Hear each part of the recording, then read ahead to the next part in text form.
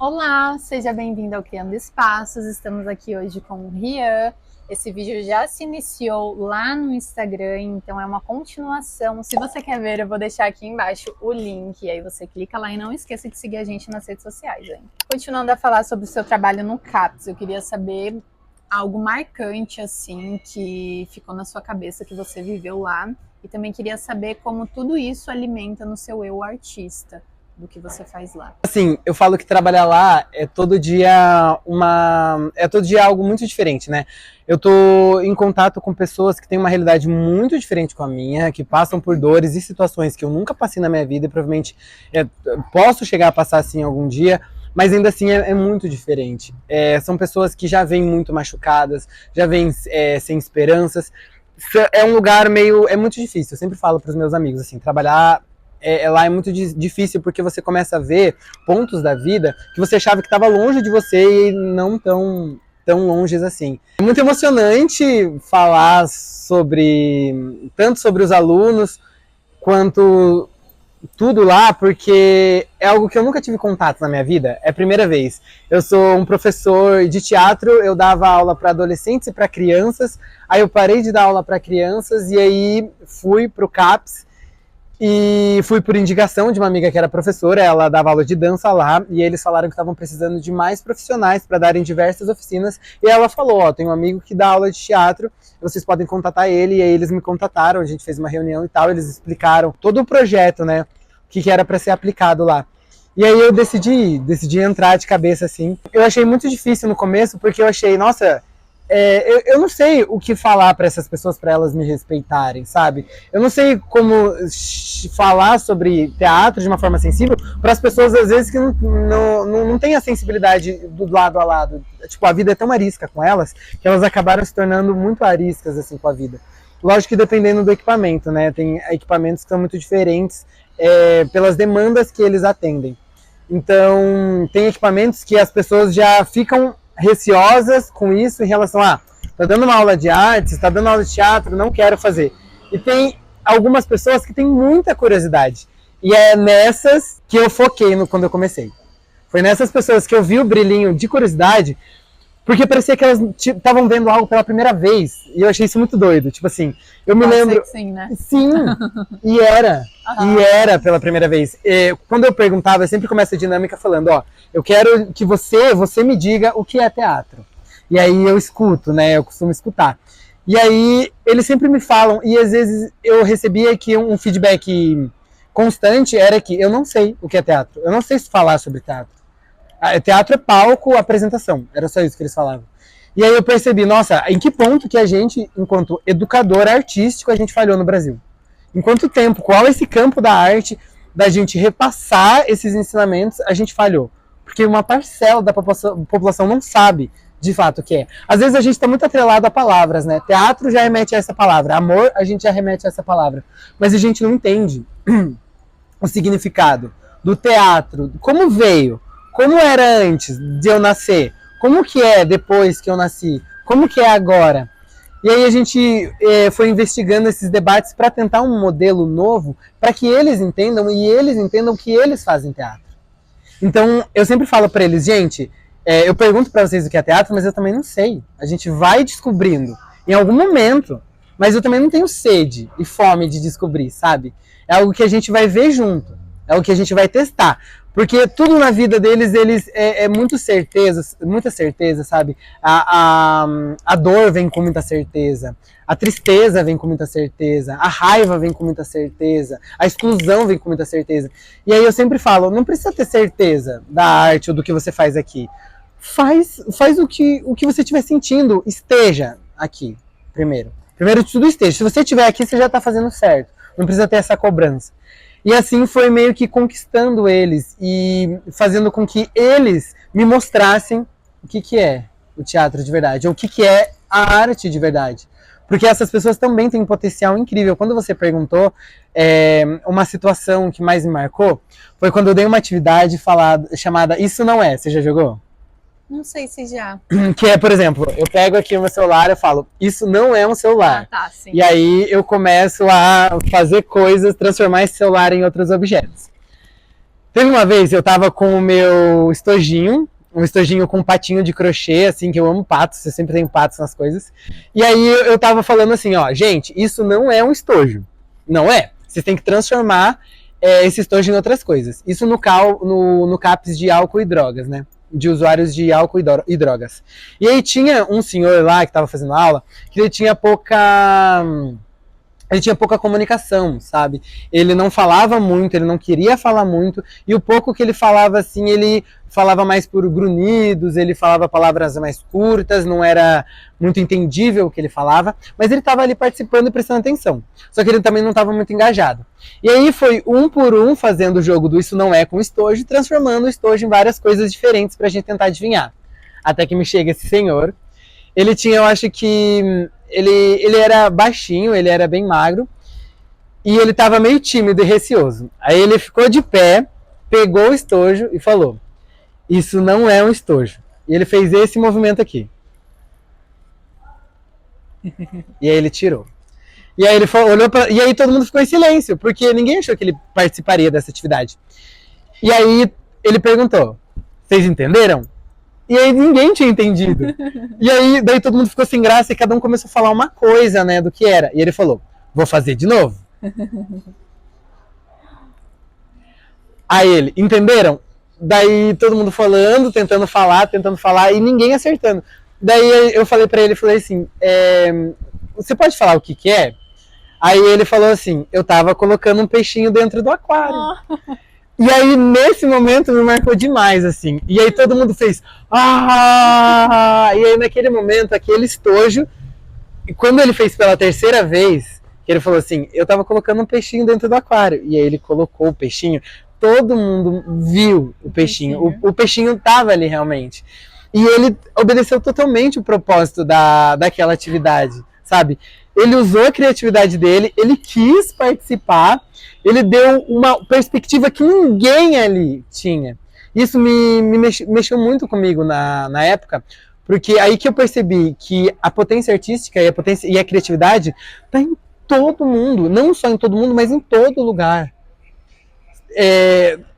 Ele mostrando ali essas possibilidades da arte, que eu pensei, a arte só é boa quando ela foge da curva, sabe? Quando ela carrega consigo significados que estão ocultos dos olhos. Uhum. Então isso já brilha para mim, isso já se comunica muito comigo.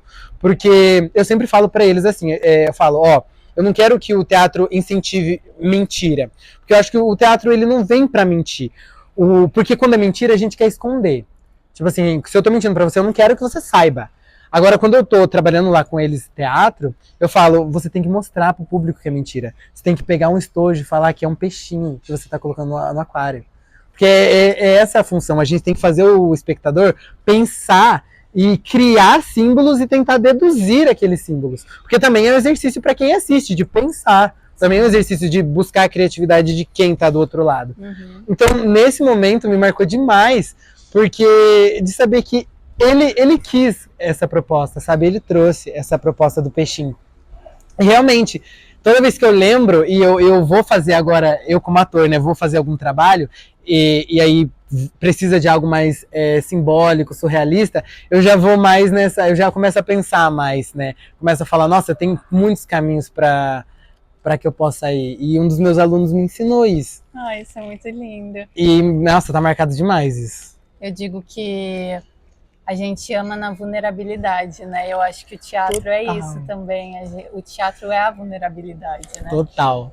É o ser humano ali em contato com o ser humano, né? Sim. Eu sempre falo que o teatro, ele só precisa de duas ferramentas para ele poder existir. Que é um corpo e alguém vendo esse corpo.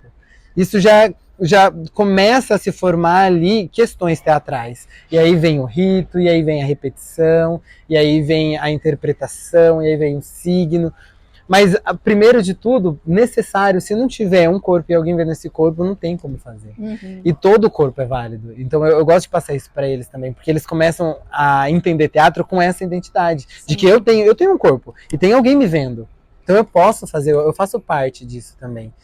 E esse corpo, e eu sempre falo, esse corpo vai errar, esse corpo vai se desenvolver, esse corpo vai fazer coisas que você não espera que esse corpo faça, esse corpo vai agir de maneira que você não gosta, esse corpo vai, às vezes, vai crescer uma espinha que você não quer que cresça, mas ainda assim é um corpo, sabe? Sim. E é no corpo ali que a gente vai aprendendo e tirando do corpo o que é, essas ferramentas teatrais e artísticas. Sim, e tá na gente, né? Tá. A gente só tem que mexer ali, acionar, fazer com que fique vivo, né? Eu acho que o que você falou me traz muito essa questão da acessibilidade, que é algo que eu sempre falo assim em todo lugar, porque não é acessível pra gente, né? Pelo menos pra mim, na minha história, eu busquei, porque não veio até mim. E para essas pessoas a mesma coisa. A gente vai crescendo com esse olhar elitista de que o teatro, a arte é só para essas pessoas, e não, é nosso, e a gente tem que estar nesses lugares, a gente tem que explorar esses lugares, e isso tem que ser dito, porque senão pessoas como essas, como você acabou de falar, não sabem que elas também são arte, né? Exatamente.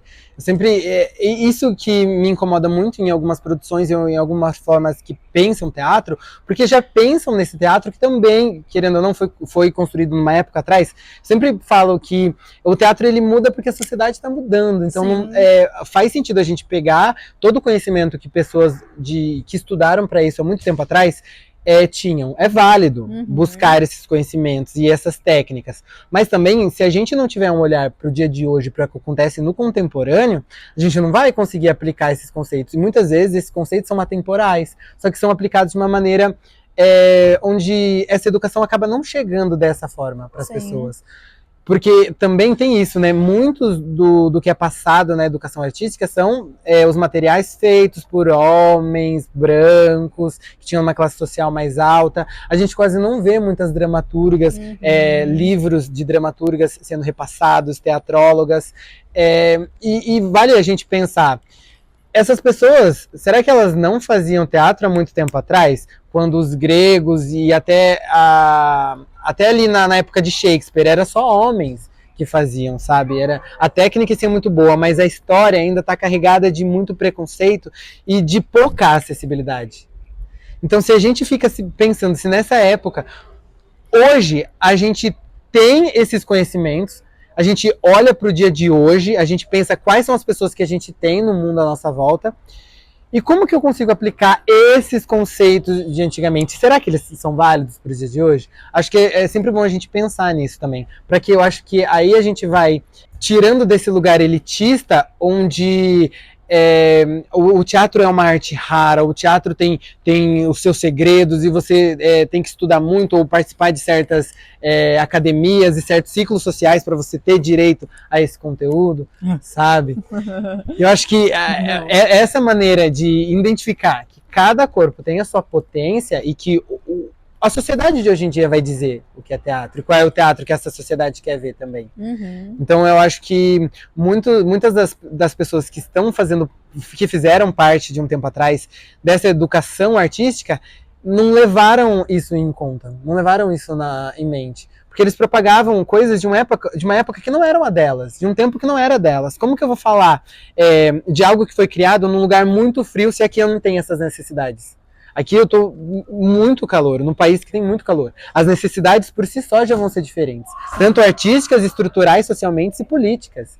E aí isso começa a se atrelar em tudo. Se a gente não consegue olhar, principalmente para o clima, que aqui tem um clima diferente, logo, toda a estrutura dessa região vai se desenvolver a partir das necessidades que aquela região, aquela população está sentindo naquele momento, sabe? Sim. Eu acho que isso faz muita falta na educação. Sim. E você está falando sobre o corpo bastante, né? Acho que isso reflete também no projeto que você criou, que se chama Corpo, mas com K. Mas com K, Corpo com K. E aí eu queria que você falasse um pouco sobre ele também, por favor.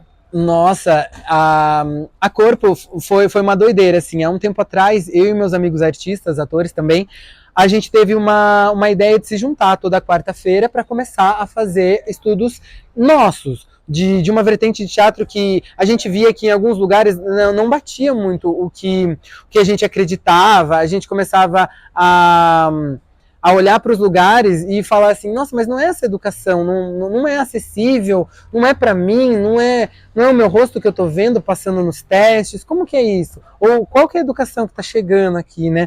E aí a gente começou a se reunir em quarta-feira para começar ali algo novo juntos. E aí eu sempre gostei muito por causa da faculdade, de ler alguns artigos, assim, pesquisar.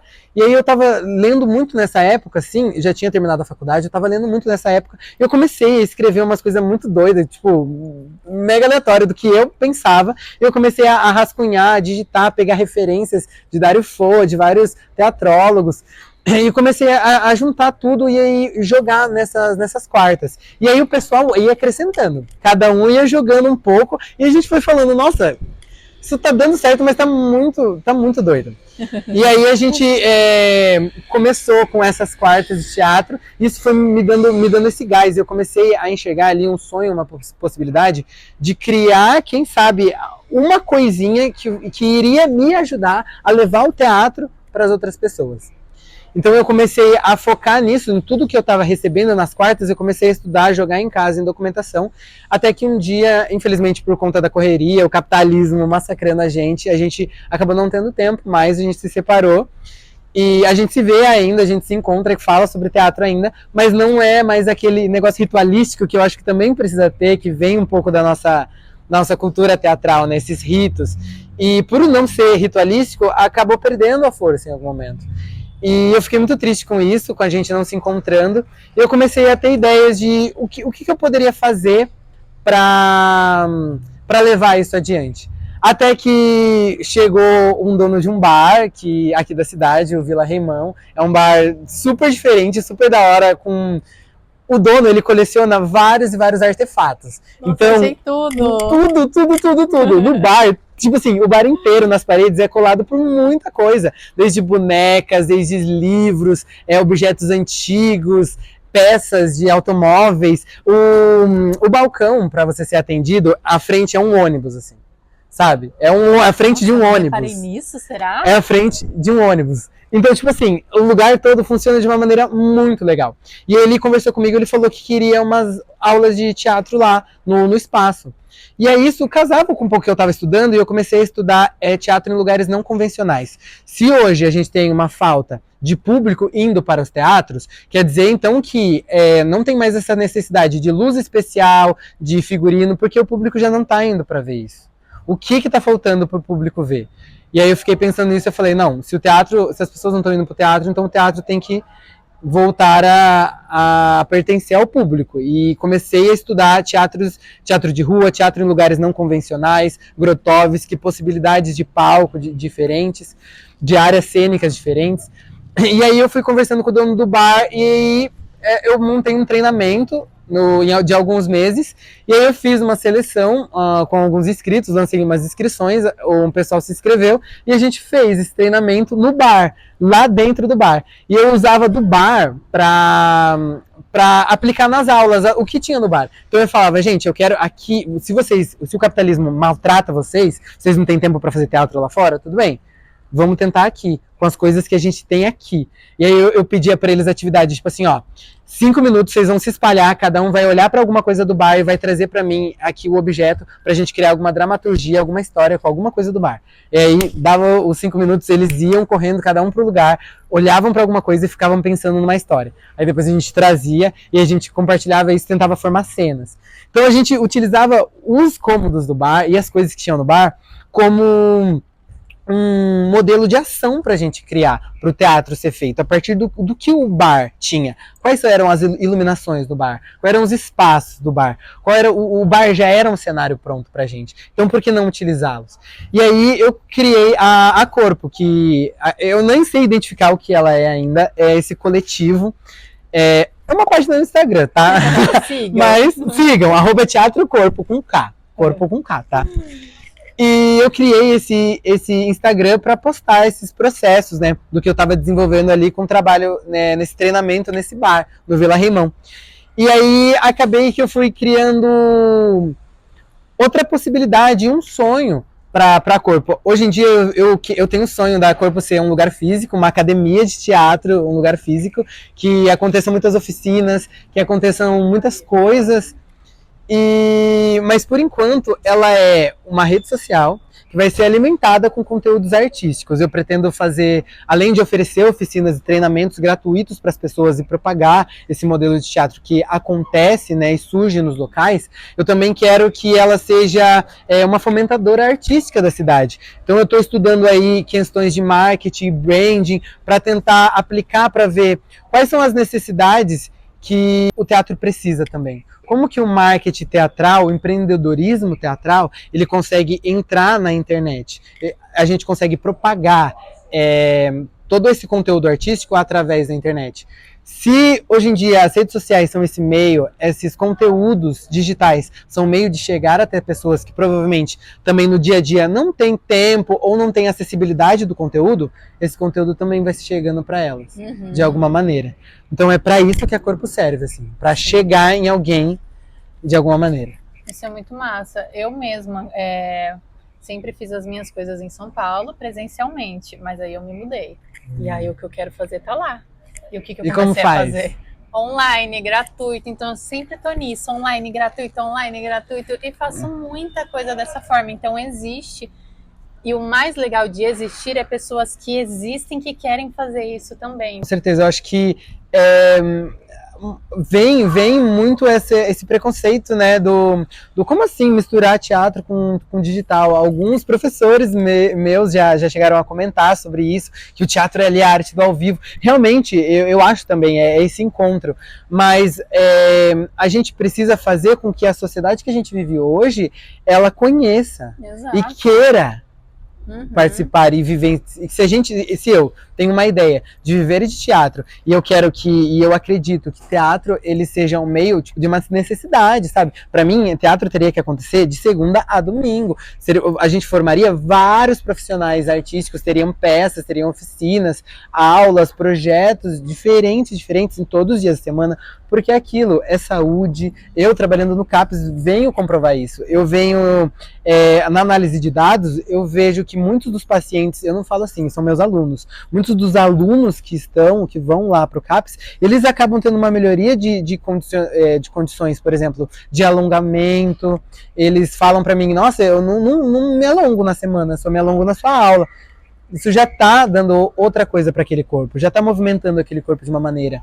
Eu treino a memória deles para que eles apliquem essa memória em várias questões da vida deles. A gente pratica oratória, eu vejo um desenvolvimento muito grande deles em relação a falar tanto de si mesmos como com os outros. Muitas pessoas que têm algumas patologias mentais, elas acreditam, e têm dificuldades de oratória e de comunicação, acreditam que elas não merecem ser vistas e por isso elas não chegam nem a tentar desenvolver esse lado, porque tem essa exclusão. E pessoas em situação de rua, que são as pessoas que são meus alunos, eles também sentem isso, eles não conseguem falar de si mesmos, da sua própria história, porque eles não se acham válidos para isso. Eles não se enxergam no mundo igual as pessoas também não os enxergam no mundo, falando bem sincero mesmo. Eles vivem em situações assim onde eles são apagados totalmente da sociedade. Então, isso está afetando na autoestima, na saúde, coordenação motora, memória, no convívio, no desenvolvimento em grupo que eles têm. Teatro traz isso para as pessoas. Teatro não é só uma palavra que a gente remete a um palco, a uma luz, a uma cortina. Sabe? Então eu enxergo o teatro como essa potência, de ser necessidade do que o mundo precisa para corrigir o mundo. E se eu acredito nisso, eu preciso fazer com que as pessoas pelo menos queiram saber o que é isso. E eu vou fazer isso através das mídias digitais, através de tentar levar esses projetos, escrever esses projetos para mais longe, encontrar pessoas, falar com pessoas que também têm esse pensamento, para que a gente consiga se unir, porque é uma dificuldade que a gente tem hoje em dia, dessa união dos artistas, principalmente com esse elitismo todo. Exato, todo mundo, bolhas, né? Nossa, todo mundo ali focado no seu. Eu sempre falo isso para os meus alunos também, essa questão do ego. Hoje em dia eles acham que teatro, o objetivo é o cinema, é ir para a TV. Isso também faz parte do sonho de muita gente, mas eu acho não que é só isso. Exato, não é só isso. Esse não é o objetivo final. Isso é uma das consequências de que um trabalho lindo pode te levar a viver, a vivenciar, a experimentar. Entender que isso também é uma indústria, que dentro dessas indústrias vão ter demandas, às vezes, que são excludentes, que são elitistas, que não são acessíveis, sabe? Não fazem parte da realidade de muitas pessoas que vivem em diversas situações. O Brasil em si não é um país muito grande, onde são poucos os selecionados. E a gente sabe disso. E a gente vê uma gama de talentos enorme na cidade, na internet, em vários lugares, sabe? Queria que você me falasse. É muito difícil isso, a gente se definir como artista, mas eu queria que você me dissesse como você se define artista nesse mundo. Quem é o Rian sendo artista nesse mundo? Eu tenho várias... Ao longo desse tempo eu pensei muito sobre isso, né? O que é ser artista e principalmente quem eu sou. Eu sempre achei, desde pequeno eu sou inclinado para o teatro, então meio que eu sempre fiz isso. E agora, quando eu estou estudando moda e trabalhando um pouco com moda, eu estou conhecendo outra vertente ali que eu não sabia que eu gostava tanto e que eu me aprofundava tanto. E que está me gerando muitas coisas positivas hoje em dia. E eu sempre tento ligar esses dois pontos, né? Mas com esse meu desbravamento de tentar entrar num curso novo, de tentar experimentar uma coisa nova, eu acabei descobrindo que ser artista, ser ator, ele já tá tão em mim que ele vai desaguar em tudo que eu faço. Tudo eu vou sempre aplicar o teatro. Eu acho que é por isso que o teatro é tão mágico para mim. Porque eu me entendo enquanto artista. E ser artista me possibilita de eu ser qualquer outra coisa. Eu posso parar. Muitos artistas têm empregos paralelos e são ótimos nesses empregos paralelos porque a arte eles não conseguem se sustentar da arte. E aí eu mostro que ser artista é isso. Ser artista não tá atrelado assim só a um ofício. E sim a forma como você vê a vida, quais são as ligações que você faz. Quando você está caminhando a pé, se você é um ator, você está numa caminhada, indo ou descendo as escadas do seu prédio, você está pensando ali na sua respiração do diafragma, você está aplicando isso no seu dia a dia. Se isso acaba sendo tão natural em palco, que você acaba aplicando isso, ou qualquer outro besterol de teatro, que você vê, que você faz aplicando na sua vida, ou que você percebe, nossa, eu tô muito, os roteiristas arrasaram hoje, hein, minha vida tá muito da hora. Essa forma como você vê e olha pra vida, eu acho que é o que eu mais gosto de ser artista, sabe? É enxergar essas possibilidades. Eu consigo fazer muita coisa. Muita coisa. E por vir de uma família humilde, eu nunca tive muita coisa não, mas eu gostava de me virar com tudo. Sério, nos trabalhos de escola, eu sempre dava um show assim precisava fazer brinquedo de material sustentável, alguma coisa assim. Eu sempre dava um jeito de misturar o que eu tinha em casa, sabe? O que eu tinha em casa eu fazia valer a pena. Até hoje, tipo, com um pouquinho de maquiagem eu já consigo desenvolver algumas caracterizações. Então eu acho que ser artista é isso que eu tenho comigo, que faz eu olhar para o mundo de uma forma um pouco mais delicada e conseguir tirar coisa boa de tudo, sabe? Por mais simples que as coisas sejam, ser artista e alimentar o seu eu artista, acho que é fazer você olhar para a vida assim. Porque você consegue tirar...